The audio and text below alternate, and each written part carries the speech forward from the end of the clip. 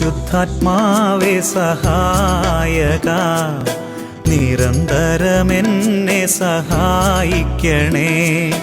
നിത്യവും കൂടെ വസിക്കുന്നോനേ, അഭിഷേകത്തിൻ അഗ്നി നിറച്ചിടണേ.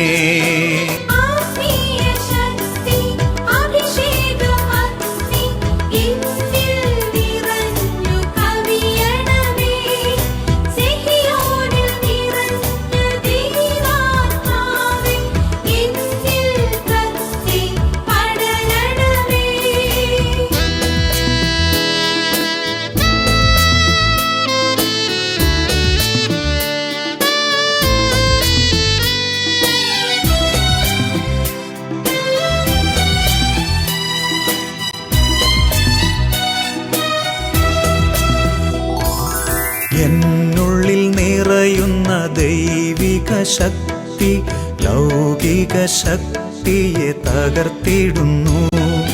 പാപനീതി ന്യായ ബോധ്യങ്ങൾ ഹൃത്തിൽ നിറച്ചെന്നെ അഭിഷേചിക്കൂ.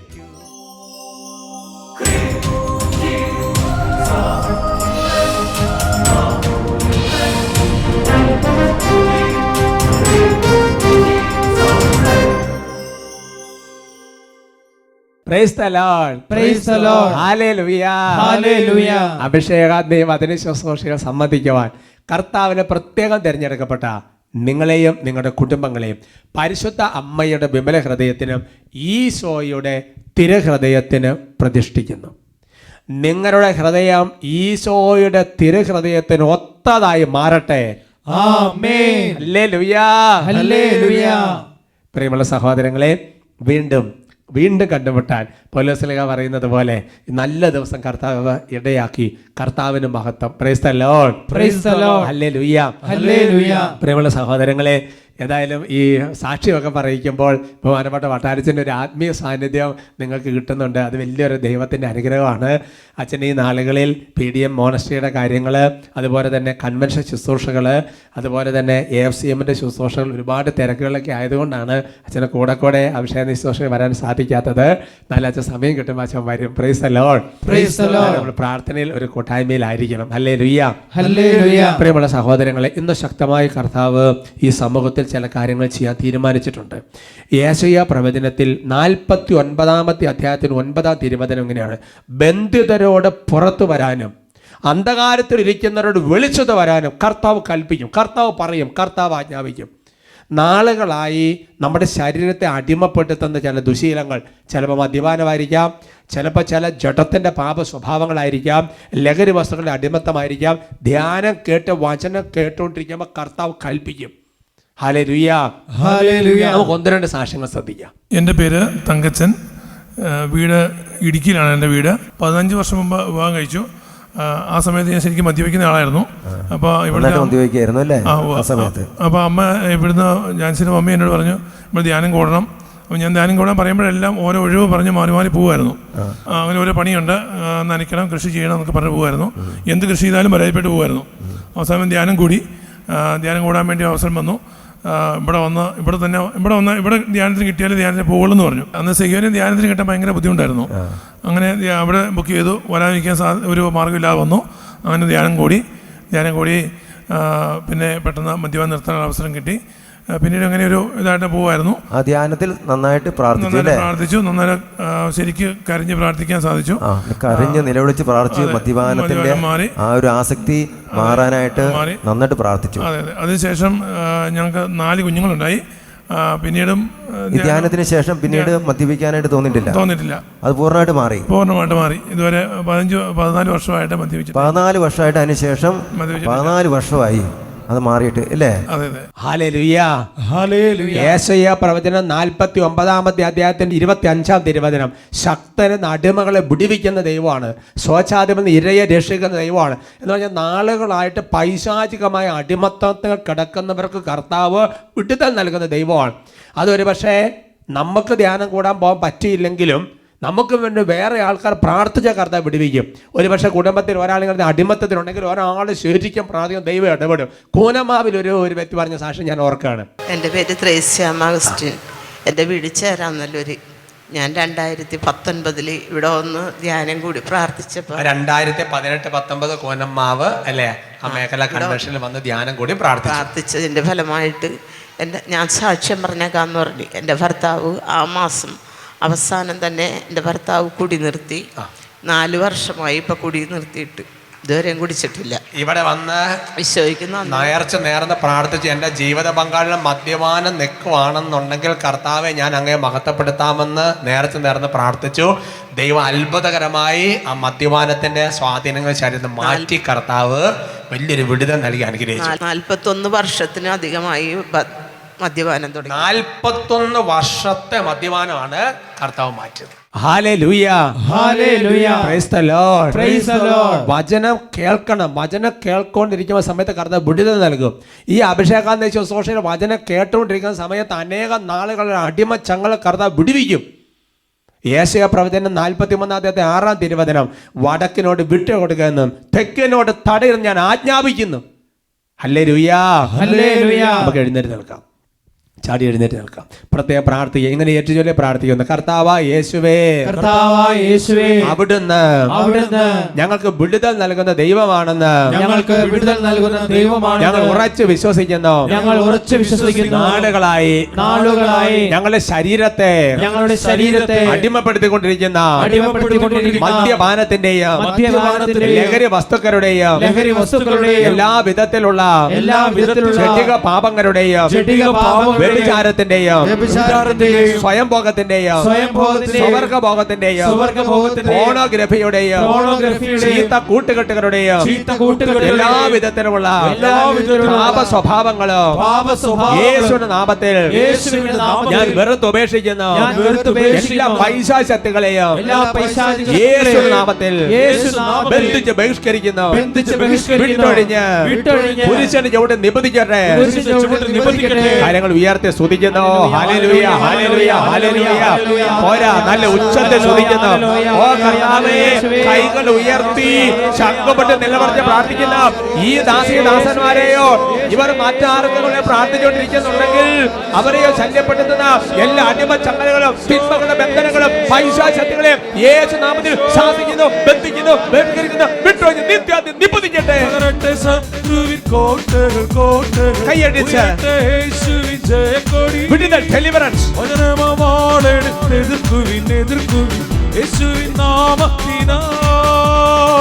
തകരട്ടെ ശത്രുവിൻ കോട്ടകൾ, കോട്ടകൾ ഉയരട്ടെ യേശുവിൻ ജയക്കൊടി. വചനമാവാളെടുത്തെതിർക്കുവിൻ, എതിർക്കുവിൻ യേശുവിൻ നാമത്തിനാ. മദ്യത്തിന്റെ ലഹരിയുടെ ബന്ധനത്തിൽ ശക്തികൾ ജഡത്തിന്റെ ക്രിസ്തു നിങ്ങളെ സ്വതന്ത്രരാക്കിയാൽ യഥാർത്ഥത്തിൽ സ്വതന്ത്രരാണ്. യേശു നാമത്തിൽ ശരീരത്തെ കൂട്ടിക്കൊള്ളുന്ന ദുരാത്മാക്കളെ ബന്ധിക്കുന്നു. വിട്ടുപോകാ യേശുവിൻ നാമത്തിൽ കൽപ്പിക്കുന്നു. വിട്ടുപോകാ. തകരട്ടെ ശത്രുവിൻ കോട്ടകൾ, കോട്ടകൾ ഉയരട്ടെ യേശുവിൻ ജയക്കൊടി. വചനമാവാളെടുത്തെതിർക്കുവിൻ, എതിർക്കുവിൻ യേശുവിൻ നാമത്തിനാ.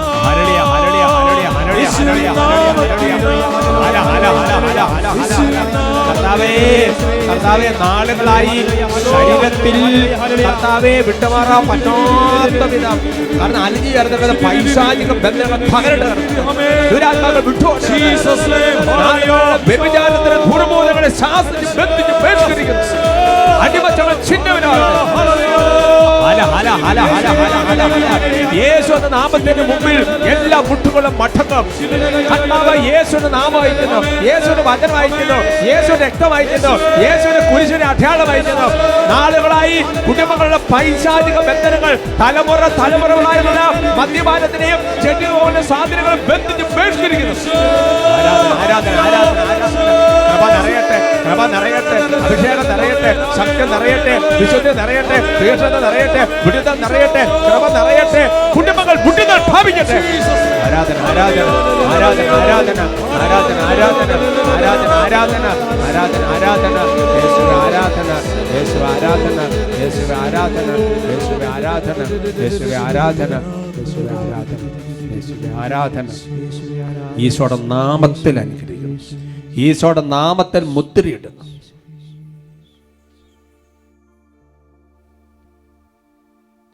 Price the lord, praise the lord, hallelujah, hallelujah. നമുക്കിരിക്കാം. ഇന്ന് നമ്മൾ ചിന്തിക്കുന്ന വിഷയം, യേശു നിന്നെ കുഞ്ഞേ എന്ന് വിളിക്കുമോ? സന്തോഷത്തോടെ പറയാം, hallelujah, hallelujah. Praise the lord, praise the lord. കുഞ്ഞുങ്ങൾക്കല്ല ഇത് കേൾക്കുമ്പോൾ വലിയൊരു സന്തോഷമായിട്ടുണ്ടെന്ന് എനിക്കറിയാം. ഞാൻ ഓർക്കാണ്, കഴിഞ്ഞ ദിവസങ്ങളിൽ ഞാൻ ഒരച്ഛൻ്റെ വീട്ടിൽ ജസ്റ്റ് ചെന്നതാണ്. അപ്പോൾ അച്ഛൻ്റെ അനിയൻ്റെ ജീവിത പങ്കാളിയൊക്കെ വീട്ടിലുണ്ട്. അവർ പറഞ്ഞിങ്ങനെയാണ്, എല്ലാ ദിവസവും വൈകുന്നേരം ചെറിയൊരു വാട്സപ്പ് ടോക്കിലൂടെ ഞാൻ പറയുന്ന കാര്യം നിങ്ങൾ കാണുന്നുണ്ടാവും. അത് യൂട്യൂബിലും ഫേസ്ബുക്കിലും വാട്സപ്പിലുള്ള 5 മണിക്കുള്ളൊരു ചെറിയ ആകെ 3-4 മിനിറ്റുകൾ. അപ്പോൾ അതിനകത്ത് എല്ലാ ദിവസവും ഞാൻ കുഞ്ഞുങ്ങളെ നിന്ന് വിളിക്കും, അല്ല കുഞ്ഞേ എന്നൊക്കെ വിളിക്കും. അത് ചെറിയ കുട്ടികൾ ഉദ്ദേശിച്ച് വിളിക്കുന്നതാണ്. അപ്പോൾ ആ കുട്ടിയുടെ അമ്മ പറയുകയാണ്, ഈ കുട്ടി മിക്കാനും കട്ടിലേക്ക് കിടന്നുകൊണ്ടായിരിക്കും ചിലപ്പോൾ ഇത് കാണുന്നത്. അപ്പം ഞാൻ കുഞ്ഞെ എന്ന് വിളിച്ചില്ല, കുഞ്ഞുങ്ങളെ എന്ന് വിളിച്ചില്ലെങ്കിൽ അപ്പം തന്നെ കൊച്ചു തിരിഞ്ഞു കിടക്കും. എന്നിട്ട് പറയാം, അച്ഛൻ വിളിച്ചില്ല, ഇനി ഞാനിത് കാണുന്നില്ല. Hallelujah, hallelujah. അപ്പോൾ ബൈബിളിൽ കുഞ്ഞുങ്ങളെക്കുറിച്ച് ഭയങ്കരമായ വളരെ പ്രധാനപ്പെട്ട ഒരു സ്ഥാനമുണ്ട്. നമ്മളെല്ലാവരും അങ്ങനെ ആകണമെന്ന് ദൈവം ആഗ്രഹിക്കുകയും ചെയ്യുന്നുണ്ട്. വിശുദ്ധ മർക്കോസിൻ്റെ സുവിശേഷത്തിൽ 9-ാമത്തെ അധ്യായത്തിൽ 36-37 തിരുവചനങ്ങൾ. അവൻ ഒരു ശിശുവിനെ എടുത്ത് അവരുടെ മധ്യം നിർത്തി, അവനെ കരങ്ങളിൽ വഹിച്ചുകൊണ്ട് പറഞ്ഞു, ഇതുപോലുള്ള ഒരു ശിശുവിനെ എൻ്റെ നാമത്തിൽ സ്വീകരിക്കുന്നവൻ എന്നെ സ്വീകരിക്കുന്നു, എന്നെ സ്വീകരിക്കുന്നവൻ എന്നെയല്ല, എന്നെ അയച്ചവനെയാണ് സ്വീകരിക്കുന്നത്. Hallelujah, hallelujah. ഈ വചനത്തിൻ്റെ പശ്ചാത്തലം നിങ്ങൾ മനസ്സിലാക്കണം. ഈ അവരുടെ നടുവിൽ നിർത്തി എന്ന് പറഞ്ഞാൽ ആരുടെ നടുവിലാണെന്നറിയോ? നമ്മുടെ അപ്പസ്തോലന്മാരെ, നമ്മുടെ ശിഷ്യന്മാരുടെ നടുവിൽ നിർത്തിയിട്ട് പറയാണ്, ഇതുപോലെ ഒരു ശിശുവിനെ സ്വീകരിക്കുന്നവൻ. ഇതുപോലെയുള്ളവരാണ് ദൈവരാജ്യത്തെ പ്രവേശിക്കുന്നത്. അതെല്ലാം അപ്പസ്തോലന്മാർക്ക് ചില താക്കീതും ചില തിരുത്തലൊക്കെ കൊടുക്കുന്ന പശ്ചാത്തലത്തിലാണ്. അതിൻ്റെ പശ്ചാത്തലം മനസ്സിലാക്കണമെന്നുണ്ടെങ്കിൽ അതിന് തൊട്ട് മുകളിലുള്ള വിശുദ്ധ മർക്കോസ് ശേഷം 9-ാമത്തെ അധ്യായത്തിൻ്റെ ആ ഭാഗങ്ങളൊന്ന് വായിക്കണം. അവിടെ ചില സംഭവങ്ങൾ നടക്കുകയാണ്. ഒന്നാമത്തെ സംഭവം എന്താണെന്നറിയാമോ? അശുദ്ധാത്മാവ് ബാധിച്ച കുട്ടിയെ സുഖപ്പെടുത്തുന്നതിൽ ശിഷ്യന്മാർ, അപ്പസ്തോലന്മാർ പരാജയപ്പെട്ടു. അശുദ്ധാത്മാവ് ബാധിച്ച കുട്ടിയായിട്ട് അപ്പൻ വന്ന് പിന്നെ അപ്പസ്തോലന്മാരോട് എന്തെങ്കിലുമൊക്കെ സഹായിക്കണമെന്ന് പറഞ്ഞു. പക്ഷെ അവർ പഠിച്ച പണി 18 നോക്കിയിട്ട് ഒന്നും നടക്കുന്നില്ല. മർക്കോസ് 9:18 അത് ഈശോയോട് ഈ അപസ്മാരികൂടെ അല്ലെങ്കിൽ അശുദ്ധാത്മാവ് ബാധിച്ച കുട്ടിയുടെ അപ്പം പറയുകയാണ്, അത് എവിടെ വെച്ച് അവനെ പിടികൂടിയാൽ അവനെ നിലം പതിപ്പിക്കുന്നു. അപ്പോൾ അവൻ പല്ല് കടിക്കുകയും നുരയും പതയും പുറപ്പെടുവിക്കുകയും മരവിച്ച് പോവുകയും ചെയ്യുന്നു. അതിനെ ബഹിഷ്കരിക്കാൻ അങ്ങയുടെ ശിഷ്യന്മാരോട് ഞാൻ അപേക്ഷിച്ചു, അവർക്ക് കഴിഞ്ഞില്ല. എന്ന് പറഞ്ഞാൽ അപ്പസ്തോലന്മാർ ഈ കേസിൽ അൻപേ പരാജയപ്പെട്ടു. രണ്ടാമത്തെ പ്രശ്നം എന്നറിയാമോ? ഈശോ ശരിക്കും അവരുടെ മുഖത്ത് നോക്കി പറഞ്ഞു, നിങ്ങൾ പ്രാർത്ഥിക്കാൻ അറിയാത്തവരാണെന്ന് അപ്പസ്തോലന്മാരുടെ മുഖത്ത് നോക്കി ഈശോ പറഞ്ഞു. Hallelujah, hallelujah. കാരണം ഈ ഒരു വിഷയത്തിൽ ഇവരെ പരാജയപ്പെട്ട് കഴിഞ്ഞിട്ട് പിന്നെ അവർ ചോദിച്ചു, എൻ്റെ കർത്താവേ, എന്നിട്ട് കർത്താവ് ശരിക്കും അവിടെ ഡെലിവറൻസ് എല്ലാം കൊടുത്ത് കാര്യങ്ങളെല്ലാം നല്ല ക്ലിയറായി. അപ്പോൾ അപ്പസ്തോലന്മാർ ചോദിക്കുകയാണ്, ഞങ്ങൾക്ക് എന്തുകൊണ്ട് അത് ചെയ്യാൻ പറ്റാത്തത്? അപ്പോൾ ഈശോ, നിങ്ങൾ പ്രാർത്ഥിക്കാത്തത് കൊണ്ട്, നിങ്ങളുടെ പ്രാർത്ഥന ശരിയല്ല. അതാണ് മർക്കോസ് 9:29. അവൻ പറഞ്ഞു, പ്രാർത്ഥന കൊണ്ടല്ലാതെ മറ്റൊന്നുകൊണ്ടും ഈ വർഗം പുറത്ത് പോവുകയല്ല എന്ന് പറഞ്ഞാൽ അപ്പസ്തോലന്മാർക്ക് 2 പരാജയം. ഒന്ന് ശുശ്രൂഷയിൽ, മിനിസ്ട്രിയിൽ പരാജയം. മിനിസ്ട്രിയിലെ പരാജയത്തിന് കാരണം പ്രാർത്ഥനയിലെ പരാജയമാണ്. ഏത് ശുശ്രൂഷ ചെയ്യുന്ന ആളാണെങ്കിലും കേട്ടോ, അത് വൈദികനാണെങ്കിലും സുസ്ഥനാണെങ്കിലും ആത്മായ ശുശ്രൂഷനാണ്, മിനിസ്ട്രിയിലെ പരാജയത്തിന് കാരണം പ്രാർത്ഥനയിലെ പരാജയമാണ്. Hallelujah, hallelujah. ഇനി അടുത്ത കോണ്ടെക്സ്റ്റ് എന്നറിയോ? തുടർന്ന് ഈശോ പീഡാനുഭവത്തെക്കുറിച്ച് ശിഷ്യന്മാരോട് പറയാം. പീഡാനുഭവത്തെക്കുറിച്ച് കേട്ട് ഇവർ ഞെട്ടിപ്പോയി. അതാ പറഞ്ഞു, ഇതൊക്കെ കഴിഞ്ഞിട്ട് നല്ല സഹനമുണ്ട് ജെറുസലേമിൽ, പീഡാസഹനം, കുരിശുമരണം, ഉത്ഥാനം. അതേക്കുറിച്ച് ഈശോ പറയുകയാണ് മർക്കോസ് 9:32. ഈ വചനം അവർക്ക് മനസ്സിലായില്ല, എങ്കിലും അവനോട് ചോദിക്കാൻ അവർ ഭയപ്പെട്ടു. എന്ന് പറഞ്ഞാൽ പീഡാസഹനത്തെക്കുറിച്ചുള്ള കാര്യങ്ങളെല്ലാം കേട്ട് അവർക്ക് ടെൻഷനായി.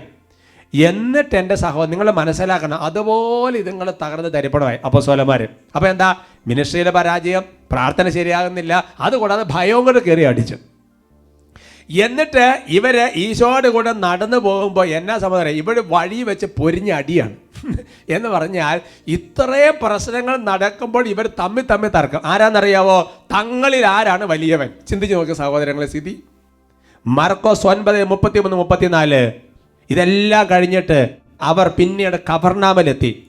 അവൻ വീട്ടിലായിരിക്കുമ്പോൾ യേശു അവരോട് ചോദിച്ചു, വഴിയിൽ വെച്ച് എന്തിനെ കുറിച്ചാണ് നിങ്ങൾ തമ്മിൽ തർക്കിച്ചിരുന്നത്? അവർ നിശബ്ദരായിരുന്നതേ ഉള്ളൂ. കാരണം തങ്ങളിൽ ആരാണ് വലിയവൻ എന്നതിനെ കുറിച്ചാണ് വഴിയിൽ വച്ച് അവർ തർക്കിച്ചത്. ഹല്ലേലൂയാ, ഹല്ലേലൂയാ. നിങ്ങൾ ചിന്തിച്ചു നോക്കണം. മിനിസ്ട്രിയിൽ പരാജയപ്പെട്ട്, പ്രാർത്ഥന ശരിയല്ല, അവസാനം ഭയവും കയറി, എന്നിട്ട് ഈശോയോട് കൂടെ നടന്നു പോകുമ്പോൾ ഇവര് തമ്മിൽ തർക്കം. ഇതിൽ ഇത്ര പരാജയത്തിരിക്കുമ്പോൾ നമ്മളിൽ ആരാണ് വലിയവൻ?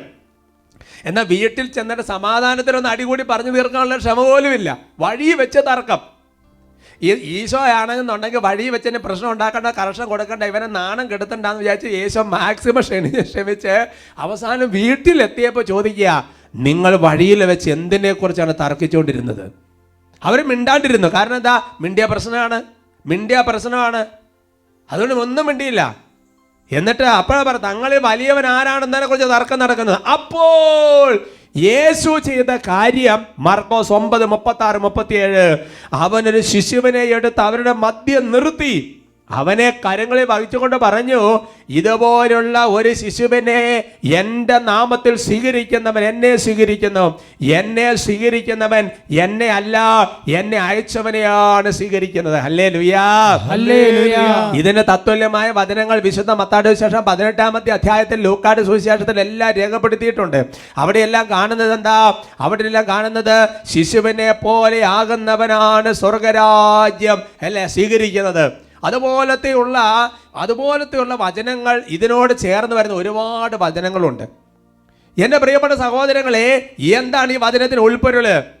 നമ്മളെ സംബന്ധിച്ചിടത്തോളം പലപ്പോഴും ശിശു എന്ന് പറഞ്ഞാൽ വിനയത്തിൻ്റെ, നിഷ്കളങ്കതയുടെ, ക്ഷമയുടെ ഒക്കെ ഒരു പര്യായമായിട്ടാണ് അവതരിപ്പിക്കാറ്. പക്ഷേ യേശുവിൻ്റെ കാലത്ത് റോമൻ യഹൂദ കാഴ്ചപ്പാടിൽ ശ്രദ്ധിക്കണം, യേശുവിൻ്റെ കാലത്ത് യഹൂദരുണ്ട്, റോമൻ സമൂഹമുണ്ട്, ഗ്രീക്ക് വിജാതീയ സമൂഹങ്ങളുണ്ട്. അവരുടെ 3 കൂട്ടരുടെയും കാഴ്ചപ്പാടിൽ ശിശു എന്ന് പറഞ്ഞാൽ, കുഞ്ഞ് എന്ന് പറഞ്ഞാൽ വിനയത്തിൻ്റെയും നിഷ്കളങ്കതയുടെയും ക്ഷമയുടെ ഒരു പര്യായമായിട്ടല്ല കണ്ടുകൊണ്ടിരുന്നത്. പിന്നെയോ നിസ്സാരതയുടെ പ്രതീകമായിട്ടാണ്. നിസ്സാരതയുടെ പ്രതീകം എന്ന് പറഞ്ഞാൽ അന്നത്തെ കാലത്തുള്ള ബിഷപ്പ് ഗ്വരന്മാരുടെ പുസ്തകങ്ങൾ അടക്കമുള്ള പുസ്തകങ്ങളിലൊന്നും ശിശുക്കളെ കുറിച്ച് പരാമർശിക്കുകയാണ്. കാരണം ശിശു എന്ന് പറഞ്ഞാൽ ഒരു പരാമർശന വിഷയമേ അല്ല. ഇന്നത്തെ കാലത്ത് പലപ്പോഴും നമ്മൾ കുഞ്ഞുങ്ങളെ ദത്തെടുത്തിരുന്നെങ്കിൽ അന്നത്തെ കാലത്ത് കുഞ്ഞുങ്ങളെ ദത്തെടുക്കില്ല, പ്രായപൂർത്തിയായവരെയാണ് ദത്തെടുത്തിരുന്നത്. ഗലാത്യ ലേഖനം 4-ാമത്തെ അധ്യായത്തിന്റെ 1-2 വാക്യങ്ങൾ അതുണ്ട്. പിന്തുടർച്ചാവകാശി വസ്തുവിന്റെ ഉടമയാണെന്നിരിക്കലും ബാലനായിരിക്കുന്നിടത്തോളം കാലം അടിമയിൽ നിന്ന് വിഭിന്നനല്ല. Praise the lord, praise the lord. എന്ന് പറഞ്ഞാൽ കുഞ്ഞുങ്ങൾക്ക്, ബാലന്മാർക്ക് യാതൊരു വിലയുമില്ല, യാതൊരു നിലയുമില്ല. നിസാരര്, അവഗണിക്കപ്പെട്ടവര്, മൈൻഡില്ല. ഇന്നത്തെ സ്ഥിതി അതല്ല. ഇന്ന് നമ്മൾ കുഞ്ഞുങ്ങളെയാണ് ഏറ്റവും കൂടുതൽ പരിഗണിക്കുന്നത്. കുഞ്ഞുങ്ങൾക്കാണ് പലതരം പ്രൊട്ടക്ഷൻ കൊടുക്കുന്നത് അല്ലേ, നിയമപരമായിട്ടും എല്ലാ തരത്തിലും. Price the lord, praise the Lord. ഒരു സമൂഹത്തിൽ ചെന്ന് കഴിഞ്ഞാൽ നമ്മൾ വേഗം മൈൻഡ് ചെയ്യുന്നവരെ കുഞ്ഞുങ്ങളെ നമ്മൾ വേഗം മൈൻഡ് ചെയ്യും അല്ലേ. അന്നത്തെ കാലത്ത് അങ്ങനെയല്ല, കുഞ്ഞുങ്ങളെ മൈൻഡ് ചെയ്യാത്തൊരു കാലഘട്ടം. കുഞ്ഞുങ്ങളെ തന്നെ ഒന്നുമല്ല സമൂഹത്തില്.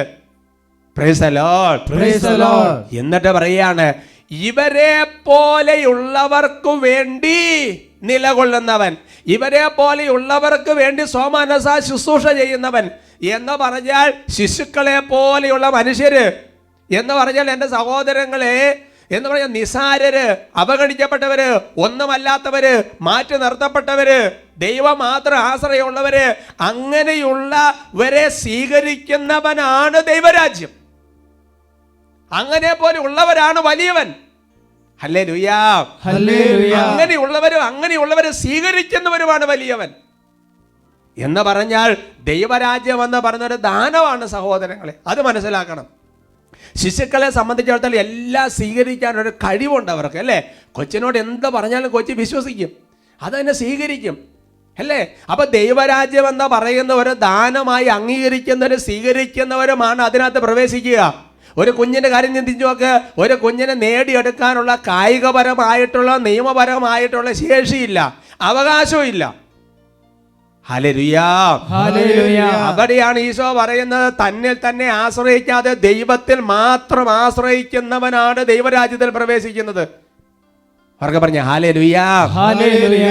അതുകൊണ്ട് എൻ്റെ പ്രിയപ്പെട്ട സഹോദരങ്ങളെ, നമ്മുടെ ജീവിതത്തിൽ ഒരു ശിശു എന്ന് പറയുമ്പോൾ നമ്മുടെ മനസ്സ് വരേണ്ടത് അത് ശരിയാണ്, നിഷ്കളങ്കത്തിൻ്റെ വിനയത്തിൻ്റെ ക്ഷമയുടെ ഒക്കെ ഒരു പര്യായമാണെങ്കിലും നിസാരതയുടെ അവഗണിക്കപ്പെട്ടതിൻ്റെ ഒന്നുമില്ലായ്മയുടെ മാറ്റി നിർത്തപ്പെട്ടതിൻ്റെയും അങ്ങനെയൊക്കെയുള്ള ചില അവസ്ഥകൾ, അങ്ങനെയുള്ളവരെ സ്വീകരിക്കാൻ, അങ്ങനെയുള്ളവരെ യേശുവിലേക്ക് എത്തിക്കാൻ, അങ്ങനെയുള്ളവരെ കൊണ്ട് നിലകൊള്ളാൻ അങ്ങനെ ചെയ്യുന്നവനാണ്.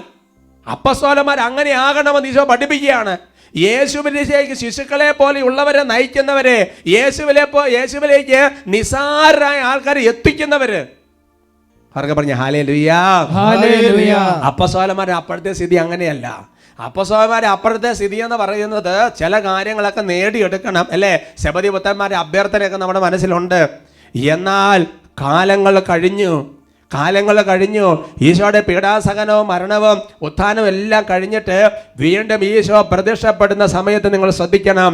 യോഹന്നാന്റെ സുവിശേഷത്തിൽ 21-ാമത്തെ അധ്യായത്തിന്റെ 5-ാമത്തെ വാക്യത്തിലെ മനോഹരമായ പ്രതിവാദ്യമുണ്ട്. യേശു അവരോട് ചോദിച്ചു, കുഞ്ഞുങ്ങളെ, നിങ്ങളുടെ അടുക്കൽ മീൻ വല്ലതുമുണ്ടോ? ഹല്ലേലൂയാ, ഹല്ലേലൂയ. ഇല്ല എന്നവർ ഉത്തരം പറഞ്ഞു. അപ്പോ യേശു അപ്പസ്തോലന്മാരെ കുഞ്ഞുങ്ങളെ എന്ന് വിളിച്ചത് എപ്പോഴാ?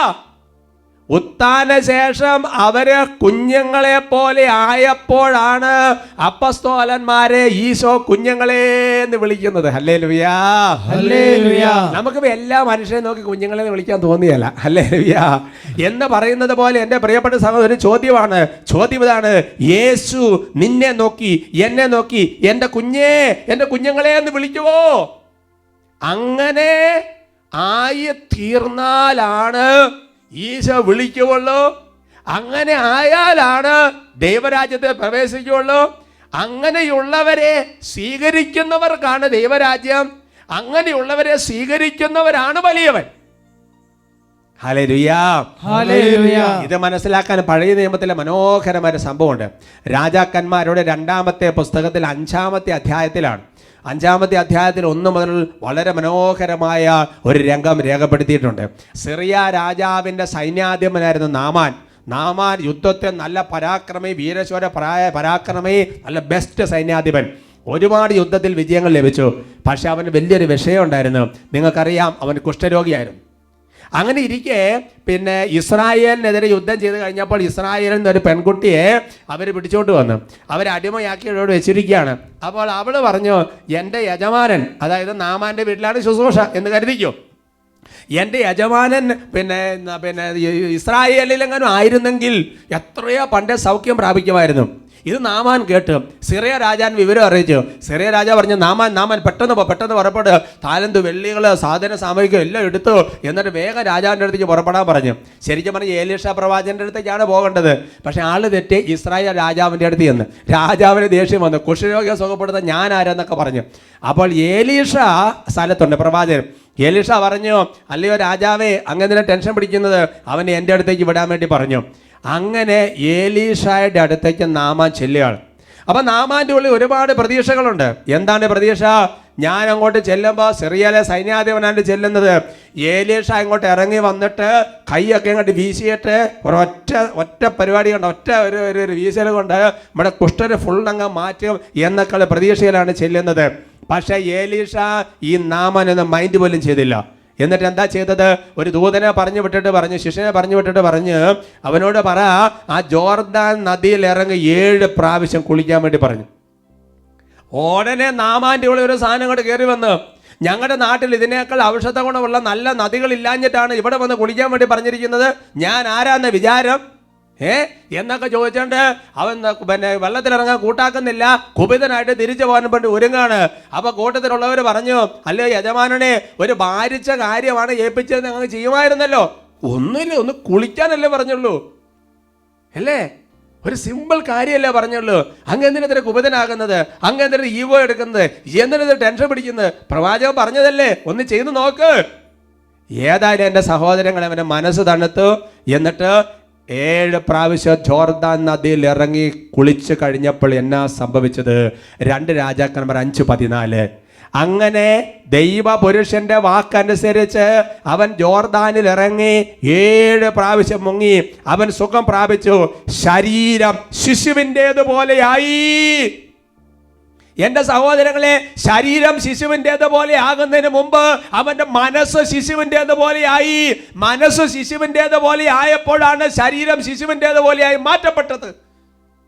അവർക്ക് പറഞ്ഞ ഹല്ലേലൂയാ, ഹല്ലേലൂയാ. അതുകൊണ്ട് എൻ്റെ പ്രിയപ്പെട്ട സഹോദരങ്ങളെ, നമ്മളുടെ അനേകം പേരുടെ മനസ്സ് ശിശുവിൻ്റേതുപോലെയല്ല. അതുകൊണ്ട് നമ്മുടെ ജീവിതത്തിൽ ബാക്കി കാര്യങ്ങളൊന്നും ഒരു ശിശുവിന് കിട്ടുന്ന അനുഗ്രഹം പോലും സംഭവിക്കുന്നില്ല. ജ്ഞാനത്തിന്റെ പുസ്തകം 8-ാമത്തെ അധ്യായത്തിന്റെ 19-20 തിരുവചനങ്ങൾ, ശൈശവം മുതലേ ഞാൻ അനുഗ്രഹീതനും നല്ലൊരു ഹൃദയം അവകാശമായി ലഭിച്ചവനുമാണ്, അഥവാ ഞാൻ നല്ലവനാണ്, അതുകൊണ്ട് നിർമ്മലമായ ശരീരം എനിക്ക് ലഭിച്ചു. സഭാപ്രസംഗം 7:29 പഠിപ്പിക്കുകയാണ്, ദൈവം മനുഷ്യനെ സരള ഹൃദയനായി സൃഷ്ടിച്ചു, എന്നാൽ അവന്റെ സങ്കീർണ പ്രശ്നങ്ങൾ അവന്റെ തന്നെ സൃഷ്ടിയാണ്. Price the lord, praise the Lord. അതുകൊണ്ട് എൻ്റെ സഹോദരങ്ങളെ, ബൈബിളിൽ ശിശുക്കളെ പോലെ ആകണമെന്നും ശിശുക്കളെ പോലെയുള്ളവരെ സ്വീകരിക്കണമെന്നും ബൈബിളിൽ പറഞ്ഞിട്ടുണ്ടെങ്കിൽ അത് ചെയ്യാൻ തുടങ്ങിയാൽ അതുപോലെ ദൈവാനുഗ്രഹം. ദൈവം നിന്നെ കുഞ്ഞെന്ന് വിളിക്കും, ദൈവം നിന്നെ അതുപോലെ കരുതും. കാരണം ശിശുവിനെ ആശ്രയിച്ചല്ലാതെ വേറെ ഒരു പരിപാടി ഇല്ല. എല്ലാം സ്വീകരിക്കും. ദൈവരാജ്യം ദാനമാണ്, അത് നേടിയെടുക്കുന്നതല്ല. എന്ന് മാത്രമല്ല, ശിശുവിനെ പോലെ ഒന്നും ചെയ്യാൻ സാധിക്കാത്ത വ്യക്തികളെ നീ സ്വീകരിക്കുമ്പോൾ നീ വലിയവനായി തീരുകയാണ്, നീ ദൈവരാജ്യത്തിലേക്ക് ഉയരുകയാണ്. Price the lord, praise the Lord. അതുകൊണ്ട് ഈശോ എപ്പോഴും നമ്മളെ കുഞ്ഞെന്ന് വിളിക്കാൻ ഇടവരട്ടെ.